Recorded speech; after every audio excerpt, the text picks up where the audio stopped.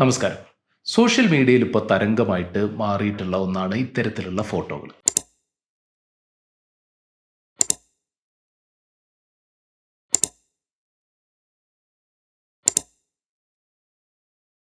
ജപ്പാനിലെ പോപ്പുലർ ആയിട്ടുള്ള ഒരു അനിമേഷൻ സ്റ്റുഡിയോ ആണ് ഗിബ്ലി സ്റ്റുഡിയോ. ഇവരുടെ പല വർക്കുകളും ഉദാഹരണത്തിന് spirited away, my neighbour Totoro ഇതൊക്കെ ലോകപ്രസിദ്ധമാണ്. അതുപോലെ ലോകം മുഴുവൻ വലിയ ഫാൻ ബേസ് ഉള്ള ഒരു സ്റ്റുഡിയോ കൂടിയാണ് ഈ ഗിബ്ലി സ്റ്റുഡിയോ. ഓപ്പൺ എഐയുടെ ചാറ്റ് GPT ഈ അടുത്ത് അവരുടെ യൂസേഴ്സിന് ഇത്തരത്തിൽ ഗിബ്ലി സ്റ്റുഡിയോയുടെ സ്റ്റൈലിലുള്ള ഫോട്ടോകൾ സ്വന്തം ഫോട്ടോസ് അപ്ലോഡ് ചെയ്തുകൊണ്ട് ഉണ്ടാക്കാനുള്ള ഒരു സംവിധാനം ഒരുക്കുന്നതോടെയാണ് ഈ വിവാദങ്ങൾ ആരംഭിക്കുന്നത്. നിങ്ങൾക്ക് പ്രത്യേകിച്ച് ഒരു സ്കില്ലോ കാര്യങ്ങളോ ഒന്നും ഇതിനാവശ്യമില്ല. ചുമ്മാ ഒരു ഫോട്ടോ അപ്ലോഡ് ചെയ്ത് make this into Ghibli style എന്നോ മറ്റൊരു പ്രോംപ്റ്റ് കൊടുത്താൽ സംഗതി റെഡിയാക്കിയിട്ട് ചാറ്റ് GPT നിങ്ങൾക്ക് കൊണ്ടുതരും. ഇത്തരത്തിൽ കലാസൃഷ്ടികൾ ആർട്ടിഫിഷ്യൽ ഇൻ്റലിജൻസ് ഉപയോഗിച്ച് ഉണ്ടാക്കുന്നത് ശരിയാണോ തെറ്റാണോ എന്ന ചോദ്യത്തിൽ ഇന്ന് ലോകം രണ്ട് പക്ഷത്തായിട്ട് നിലയുറപ്പിക്കുകയാണ്. ഇന്നത്തെ വീഡിയോയിൽ ഈ രണ്ട് ഭാഗത്തുള്ള വാദങ്ങൾ എന്താണ്, അതാണ് നമ്മൾ ഇന്ന് പരിശോധിക്കുന്നത്. എല്ലാവർക്കും വീഡിയോയിലേക്ക് സ്വാഗതം. ആദ്യം ആർട്ട് AI വെച്ചുണ്ടാക്കുന്നതിനെ പിന്തുണയ്ക്കുന്നവരുടെ പ്രധാന വാദങ്ങൾ എന്താണ് എന്ന് നമുക്കൊന്ന് നോക്കാം. നിങ്ങൾക്ക് സാധാരണഗതിയിൽ ഇത്തരത്തിലുള്ള ഒരു ചിത്രം ഉണ്ടാക്കണമെങ്കിൽ ഒന്നെങ്കിൽ സ്വന്തമായിട്ട് അത്തരത്തിലുള്ള സ്കില്ല് വേണം. അത് ഒരുപക്ഷെ വർഷങ്ങളെടുത്തൊക്കെ പഠിച്ചെടുക്കുന്നതാണ്. ഒട്ടുമിക്ക ആളുകൾക്ക് അത്തരത്തിലുള്ള സ്കില്ല് ഉണ്ടാവില്ല.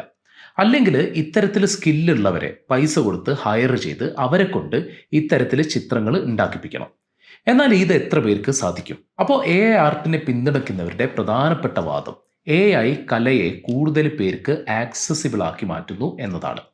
കലയുടെ ജനാധിപത്യവൽക്കരണമാണ് AI വഴി നടക്കുന്നത് എന്നാണ് ഇവർ വാദിക്കുന്നത്. അതുപോലെ ആർട്ടിസ്റ്റുകളുടെ കാര്യം എടുത്താലും AI ക്രിയേറ്റിവിറ്റിയെ ബൂസ്റ്റ് ചെയ്യാൻ സഹായിക്കുന്നു എന്നാണ് ഇവരുടെ പൊതുവിലുള്ള വാദം. ഉദാഹരണത്തിന് നിങ്ങൾക്ക് ഒരു ഐഡിയ മനസ്സിലുണ്ടെന്ന് കരുതുക.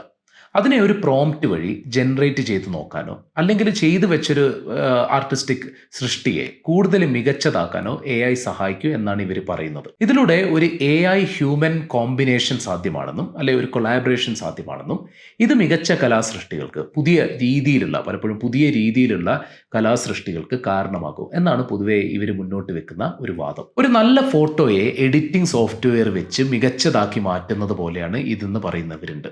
ഈ പറഞ്ഞതൊക്കെ ചെയ്യുന്നത് വളരെ ചെലവ് കുറഞ്ഞ അല്ലെങ്കിൽ ഒരുപക്ഷെ ഒരു പൈസയും നിലവിൽ ചാറ്റ് GPTയിൽ നിങ്ങൾക്ക് ഒരു പൈസയില്ലാതെ ഇത്തരത്തിലുള്ള AI ആർട്ടിനെ ഉണ്ടാക്കാൻ സാധിക്കും. അതും AI ആർട്ടിനെ പിന്തുണയ്ക്കുന്നവരുടെ ഒരു പ്രധാനപ്പെട്ട വാദമാണ്. രണ്ടാമത്തെ പ്രധാനപ്പെട്ട ഒരു വാദം AI ആർട്ട് ക്രിയേഷന്റെ എഫിഷ്യൻസി വർദ്ധിപ്പിക്കുന്നു എന്നതാണ്. ഉദാഹരണത്തിന് നിങ്ങൾക്ക് മാസങ്ങളോ അല്ലെങ്കിൽ വർഷങ്ങളോ എടുത്ത് ചെയ്തിരുന്ന ഒരു ജോലി ഇന്ന് സെക്കൻഡുകൾ കൊണ്ട് നിങ്ങൾക്ക് ജനറേറ്റ് ചെയ്തെടുക്കാൻ കഴിയും. ഇത് ആർട്ടിന്റെ കൊമേഴ്ഷ്യൽ സാധ്യതകൾ ഒരുപാട് വർദ്ധിപ്പിക്കുന്നുണ്ട്. ഉദാഹരണത്തിന് നിങ്ങൾക്കൊരു കമ്പനിയുടെ പ്രൊമോഷൻ വർക്കിന് ഒരു ആർട്ടിസ്റ്റിക് പ്രോഡക്റ്റ് ആവശ്യമാണെന്ന് കരുതുക. നിങ്ങൾ ഒരു ആർട്ടിസ്റ്റിനെ ഏൽപ്പിച്ച് ദിവസങ്ങൾ കാത്തിരിക്കേണ്ട കാര്യം ഇപ്പോൾ ഇല്ല. എളുപ്പത്തിൽ AI വെച്ച് സംഗതി ഉണ്ടാക്കാൻ പറ്റും. ഇത് നിലവിലുള്ള ആർട്ടിസ്റ്റുകൾക്കും നേരത്തെ പറഞ്ഞ പോലെ അവരുടെ വർക്കിനെ കൂടുതൽ ഈസിയാക്കി മാറ്റാൻ കഴിയും എന്നാണ് ഈ AI ആർട്ടിനെ സപ്പോർട്ട് ചെയ്യുന്നവർ പറയുന്നത്. ഇനി നമുക്ക് പ്രത്യേകിച്ച് ഈ ഗിബ്ലി സ്റ്റുഡിയോയുടെ കോണ്ടെക്സ്റ്റിൽ എന്തൊക്കെയാണ് ഇതിനെതിരെയുള്ള പ്രധാനപ്പെട്ട വാദങ്ങൾ എന്ന് ഒന്ന് പരിശോധിക്കാം. ഇതിലെ ഏറ്റവും പ്രധാനപ്പെട്ട വാദം ഇത്തരത്തിൽ AI വെച്ച് ആർട്ട് ഉണ്ടാക്കുമ്പോൾ അതിലെ ഹ്യൂമൻ ആർട്ടിസ്റ്റിന്റെ റോള് ഇല്ലാതെയാകുന്നു എന്നതാണ്. ഗിബ്ലി സ്റ്റുഡിയോയുടെ ക്രിയേറ്റർ ആയിട്ടുള്ള ഹയാവോ മിയാസാക്കിയുടെ ഒരു പഴയ വീഡിയോ ഈ അവസരത്തിൽ വളരെ വൈറലായിട്ട് മാറിയിട്ടുണ്ട്. അതൊന്ന് നമുക്ക് കാണാം. そんなに気持ち悪いものをやりたいなら勝手にやってればいいだけで、僕はこれを自分たちの仕事をつなげたいとは全然思いません。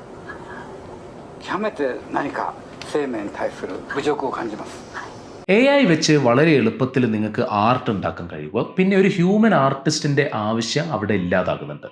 അതായത് അത്തരം തൊഴിലിൽ ഏർപ്പെട്ടിരുന്ന ആളുകൾക്ക് ഓട്ടോമേഷൻ വരുമ്പോൾ മറ്റ് സാധാരണ തൊഴിലുകളിൽ എങ്ങനെയാണോ തൊഴിൽ നഷ്ടം ഉണ്ടാകുന്നത് അതുപോലെ അവർക്ക് ഇത്തരം ആർട്ടിസ്റ്റുകൾക്ക് ജോലി ഇല്ലാതെയാകും എന്നാണ് ഒരു പ്രധാനപ്പെട്ട കൺസേൺ. എന്ന് മാത്രമല്ല അവരുടെ അധ്വാനം, അതുപോലെ അവർ ആർജിച്ചെടുക്കുന്ന കഴിവുകൾ, അതിനുവേണ്ടി അവർ സമർപ്പിക്കുന്ന സമയം, ഇതിനൊന്നും ഒരു വിലയില്ലാത്ത അവസ്ഥ ഇതിലൂടെ വരും.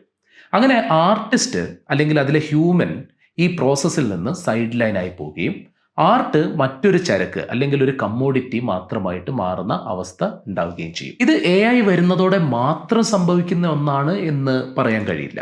എന്നാൽ ഈ മാറ്റം വളരെ എക്സ്പോണൻഷ്യൽ ആയിട്ടുള്ള രീതിയിൽ AI വരുന്നതോടെ ആർട്ടിൽ സംഭവിക്കും. ചാറ്റ് GPTയോ മറ്റേ ഏതെങ്കിലും ഒരു AI പ്ലാറ്റ്ഫോമോ ഇത്തരത്തിലുള്ള ആർട്ട് ഉണ്ടാക്കുന്നത് ആയിരക്കണക്കിന് ആർട്ടിസ്റ്റുകൾ മുൻപുണ്ടാക്കിയ ചിത്രങ്ങളെ മോഡലാക്കി വെച്ച് അവരുടെ AIയെ അതിൻ്റെ ഭാഗമായിട്ട് ട്രെയിൻ ചെയ്തെടുത്താണ്. അതായത് ഒരു ഹ്യൂമൻ ലേബറിൻ്റെ അതിൻ്റെ ഒരുപാട് കാലം കൊണ്ടുണ്ടാക്കിയ വലിയൊരു ഡേറ്റ ഉപയോഗിച്ചാണ് ഈ ചിത്രങ്ങളൊക്കെ ഉണ്ടാക്കുന്നത്.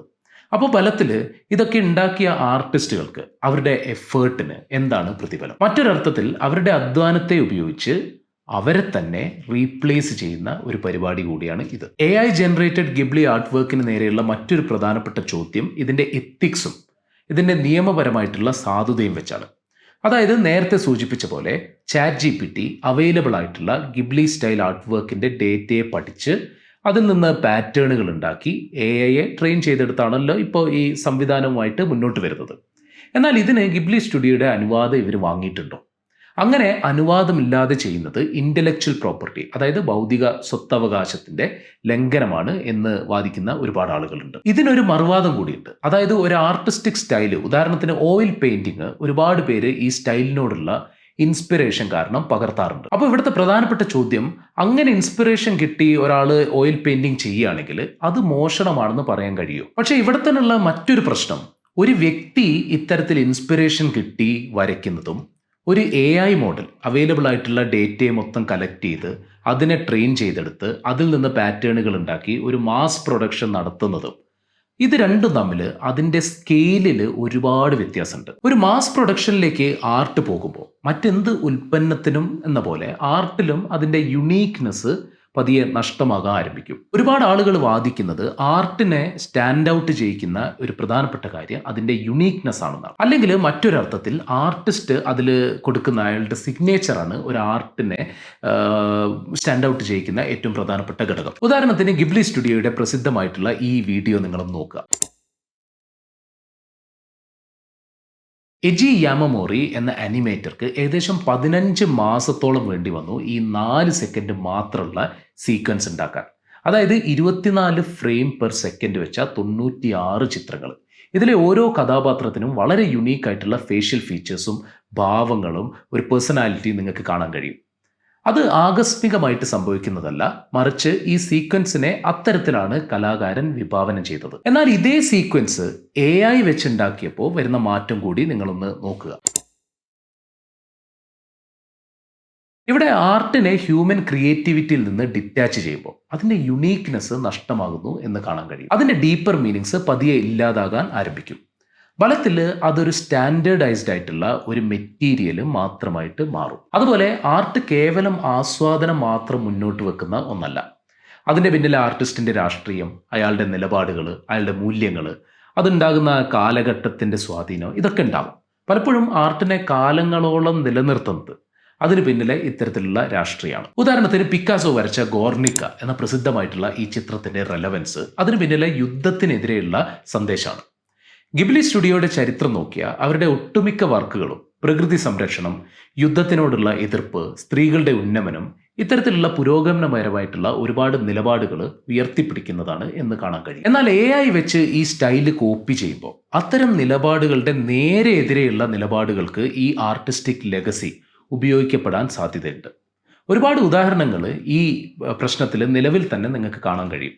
ഉദാഹരണത്തിന് ട്രംപ് പുറത്തുവിട്ട ഈ ചിത്രം ഒന്ന് നിങ്ങൾ നോക്കുക. കുടിയേറ്റ വിരുദ്ധത പോലെ ഒരു വിഷയത്തിന് പുരോഗമന നിലപാടുകൾക്ക് പ്രസിദ്ധമായിട്ടുള്ള ഒരു ആർട്ടിസ്റ്റിക് ലെഗസിയെ ഉപയോഗിക്കുന്നത് അതിൻ്റെ എത്തിക്സിന് ചേരാത്തതാണ് എന്ന് വാദിക്കുന്ന ഒരുപാട് ആളുകളുണ്ട്. AI ആർട്ടിനെ പൊതുവെ കലയുടെ ജനാധിപത്യവൽക്കരണം എന്ന രീതിയിൽ ആളുകൾ പിന്തുണയ്ക്കാറുണ്ട് എന്ന് ഞാൻ തുടക്കത്തിൽ സൂചിപ്പിച്ചു. എന്നാൽ സത്യത്തിൽ ഇവിടെ എന്താണ് നടക്കുന്നത്?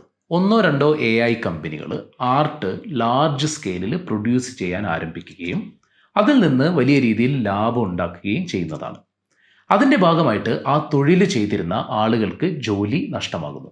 അതുമാത്രമല്ല, ആർട്ട് പ്രൊഡക്ഷനിൽ ഉണ്ടായിരുന്ന ഒരു കൂട്ടായ എഫേർട്ട്, അതായത് പല ഡിപ്പാർട്ട്മെൻറ്റുകൾ കൈകാര്യം ചെയ്തിരുന്ന ആളുകൾ അവർ ചേർന്നുകൊണ്ട് ഒരുമിച്ച് ഉണ്ടാക്കുന്ന ആ പ്രക്രിയ മാറി വളരെ ഇൻഡിവിജ്വലൈസ്ഡ് ആയിട്ടുള്ള, അതായത് എൻഡ് കൺസ്യൂമർ, നിങ്ങളാണ് ഇപ്പം ഈ ആർട്ട് ജനറേറ്റ് ചെയ്യുന്നതെങ്കിൽ നിങ്ങൾ ടൈപ്പ് ചെയ്യുന്ന നിങ്ങളും ആ അൽഗോരിതവും ആ ആർട്ട് പ്രൊഡ്യൂസ് ചെയ്യുന്ന അൽഗോരിതവും തമ്മിലുള്ള ഒരു ബന്ധം മാത്രമായിട്ട്, അല്ലെങ്കിൽ ഇവർ തമ്മിലുള്ള ഒരു ട്രാൻസാക്ഷൻ മാത്രമായിട്ട് ഇത് മാറിപ്പോകുന്നു. ഇതാണോ ശരിക്കും ആർട്ടിൻ്റെ ജനാധിപത്യവൽക്കരണം? എന്തായാലും ഈ വിഷയത്തിൽ നിങ്ങളുടെ അഭിപ്രായങ്ങൾ താഴെ കമൻ്റായിട്ട് രേഖപ്പെടുത്തുക.